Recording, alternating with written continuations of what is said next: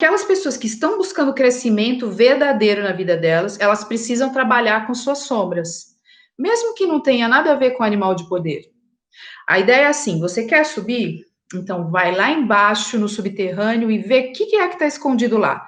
Esse subterrâneo do neófito, do iniciado, daquela pessoa de conhecimento que está no caminho do crescimento espiritual, todo mundo tem que fazer essa escavação no território sombras, porque senão essa sua subida aí para a luz, para as esferas superiores, fica muito frágil.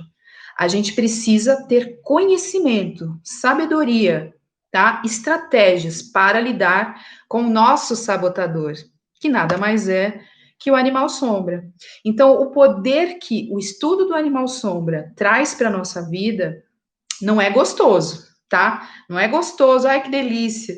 Pode ser um remédio amargo, mas o poder que ele te dá é definitivo no seu processo de evolução espiritual, para você entender como é importante esse aspecto.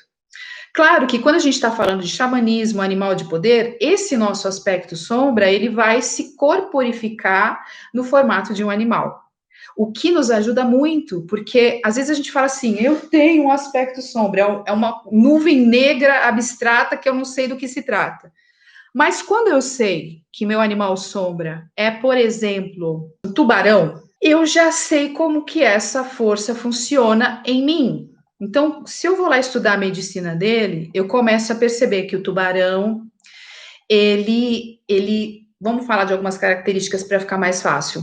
Ele vai direto na sua presa, sem rodeios, tá? Ele não tem uma visão muito boa. Então, quando ele cisma com uma coisa, ele vai naquilo de cabeça. Então, já estou começando a entender melhor alguns aspectos da minha sombra.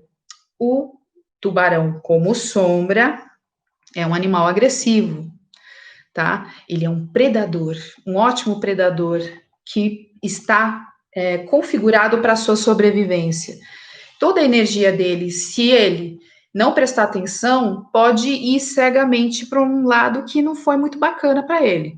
Ele é um animal que vive no mar, então isso tem a ver que esse lado pode acontecer dentro do mundo emocional dessa pessoa. Não é na vida prática, é na situação emocional dela. Essa agressividade, às vezes essa impulsividade, essa tomada de decisão muito parcial, sem refletir, sem estar enxergando direito. Outra coisa que o animal sombra tubarão representa é a perda da autoridade. Como ele, no seu aspecto luz, se ele não for seu animal sombra, ele está num aspecto luz, tá?